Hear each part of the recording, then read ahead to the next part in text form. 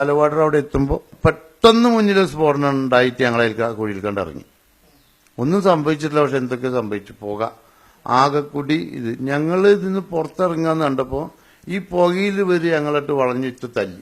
ഞങ്ങൾ 6-7 ആള് എങ്ങനെയൊക്കെയോ ഈ ജീപ്പിന്റെ ഉള്ളിൽ കയറി ഞങ്ങൾ രക്ഷപ്പെടാണ്ടായത്. ഈ സംഭവത്തെ തുടർന്നാണ് പാലക്കാപ്പറമ്പിൽ മുഹമ്മദ് മരണപ്പെടുന്നത്. പള്ളത്ത് കുടുംബവും പാലക്കാപ്പറമ്പിൽ കുടുംബവും തമ്മിൽ കുടുംബ ബന്ധമോ സ്വത്ത് തർക്കമോ ഒന്നും ഉണ്ടായിരുന്നില്ല എന്നാണ് നാട്ടുകാരുടെ ഏകാഭിപ്രായം. രാവിലെ 11 മണിക്ക് നടന്ന ഈ ബോംബാക്രമണത്തിൽ റേഷൻ കടയിൽ നിന്ന് വരികയായിരുന്ന പാലക്കാപ്പറമ്പിൽ മുഹമ്മദ് ആകസ്മികമായിട്ടാണ് അകപ്പെടുന്നത്.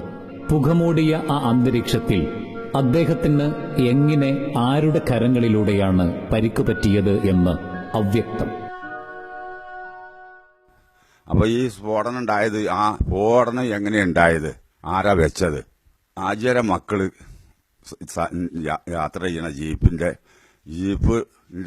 ജീപ്പിൽ വരുമ്പോൾ ഓലെ കൊല്ലാൻ വേണ്ടിയിട്ടാണ് ഒരു 3 ബോംബ് വെച്ചത്. ആ ബോംബ് പൊട്ടിയതിൽ ആർക്കൊക്കെ പറ്റി? എല്ലാവർക്കും കുറെ ആൾക്ക് പറ്റി. ഒരാൾ മരണപ്പെട്ടു. അത് ഇവർ കൊന്നതാണെന്ന് അവർ പറഞ്ഞുണ്ടാക്കി. പക്ഷേ മരിക്കാൻ മാത്രമുള്ള പരിക്കുകളൊന്നും മുഹമ്മദിനുണ്ടായിരുന്നില്ല എന്നത് അദ്ദേഹത്തെ ഹോസ്പിറ്റലിൽ സന്ദർശിച്ച നാട്ടുകാരിൽ ഒരാൾ പറയുന്നു. 1998 ബോംബ് സ്ഫോടനം നടന്നു.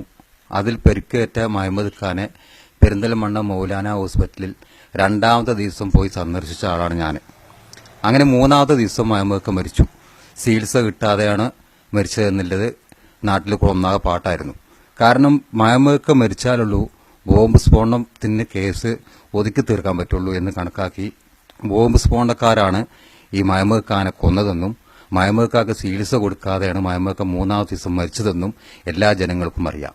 അപ്പോൾ ബോംബ് സ്ഫോടനം രാത്രി 2:30 മണിക്ക് 3 ഭാഗത്താക്കി കുഴിച്ചിട്ട് വയറ് പുറത്തോർത്ത് വലിച്ച് ഇപ്പത്തെ നൂറൂനും കുഞ്ഞംസാനി കൊന്ന ഒരു പ്രതിയുടെ വീട്ടിൽ നിന്ന് ബാറ്ററി കൊടുത്തിട്ട് കണക്ഷൻ കൊടുത്തിട്ട് ബോംബ് സ്ഫോടനം നടത്തിയത് എല്ലാ തെളിവും എല്ലാ ജനങ്ങൾക്കും അറിയാം. അതുകൊണ്ട് 1998 ബോംബ് സ്ഫോടന കേസ് തുടർന്ന് കഥ പോന്നു കഴിഞ്ഞാൽ ഈ 2013 നവംബർ മാസം 20 വരെ ഇതിൽ എല്ലാ കഥകളും അതിലുണ്ട്. ആ സർക്കാർ ആദ്യമായിട്ട് അന്വേഷിക്കുന്നത് 1998 ബോംബ് സ്ഫോടനം ബാലവാടിക്ക് സമീപം ഇവരെ ജീപ്പ് വരുന്ന ഒരു അടുത്ത് വെച്ച് 1 മീറ്ററോളം ഗ്യാപ്പിൽ വെച്ചിട്ടാണ് 3 സ്ഫോടനം ഉണ്ടായത്. 1998 ഈ ബോംബ് സ്ഫോടനം അവിടെ നടന്നത്, ബോംബ് വെച്ചത് ആരിനെ കൊല്ലാനാണ്? എന്തിനാണ് അത് വെച്ചത്? എന്താണ് അത് സംഭവം എന്ന് ഞങ്ങൾക്ക് നാട്ടുകാർക്ക് അറിയണം. ഇതാണ് ഞങ്ങൾ ഒരാവശ്യം. ആ സംഭവം ഒരു കുടുംബകലഹമായിരുന്നില്ല. കുടുംബ വഴക്കൊന്നുമില്ല. അതൊക്കെ പറയാം. കുടുംബ വഴക്കാണ്. അവര് നല്ല രീതിക്ക് പ്രവർത്തിച്ച ഈ കുടുംബ വഴക്കിൽ പെട്ടു എന്ന് പറഞ്ഞ ആൾക്കാർ അവരുടെ വീടുകളിൽ പല കാര്യങ്ങളിലും ബന്ധപ്പെട്ട് കഴിഞ്ഞുകൊണ്ടിരുന്ന ആൾക്കാർ. കുടുംബ വഴക്ക് അത് വെറുതെ പറയാം. അത് രാഷ്ട്രീയമായിട്ട് അവർ കുടുംബ വഴക്കാക്കി മാറ്റണം. 1998 ഈ ബോംബ് സ്ഫോടനം മുസ്ലിം ലീഗുകാർ തന്നെ ഇടപെട്ട് ഒത്തുതീർപ്പിലാക്കുകയായിരുന്നു. ഈ കേസ് വന്നു ആദ്യം പാലക്കാട് ഫാസ്റ്റ് കോടതിയിലാണ് വന്നപ്പോ ഈ കേസിൽ ഇവർക്ക് സ്ഫോടനത്തിന്റെ പങ്ക് അവർക്കുണ്ട്. ഇതിന്റെ പിന്നിൽ അവർക്കാ വരിക. അപ്പൊ ഇവരെ വക്കീലന്മാർ പറഞ്ഞതിന്റെ മുകളില് ഇവരെന്ത് കാട്ടി, ഇത് കോംപ്രമൈസ് നമുക്ക് ആക്കുക പറഞ്ഞു, ഒത്തുതീർപ്പ്. അങ്ങനെ കോടതിയിൽ നിന്ന് ഈ 27 പ്രതികൾ അന്നുണ്ട്. അവര് ഞങ്ങൾക്ക് ആർക്കും അറിയില്ല മുഹമ്മദിനെ കൊന്നത് ആരാണെന്ന് ഞങ്ങൾക്ക് ആർക്കും അറിയില്ല. അതായത് മകൻ പറഞ്ഞു, ഉമ്മ പറഞ്ഞു, പിന്നെ ഈ പറഞ്ഞ ഈ വൈസ് പ്രസിഡന്റ് സിദ്ധി അവരൊക്കെ പറഞ്ഞു. അവരൊക്കെ അന്ന് സാക്ഷികളാ. അതിനുശേഷം 1.5 പതിറ്റാണ്ടോളം കാലം ഏറെക്കുറെ ശാന്തമായിരുന്നു കല്ലാംകുഴി.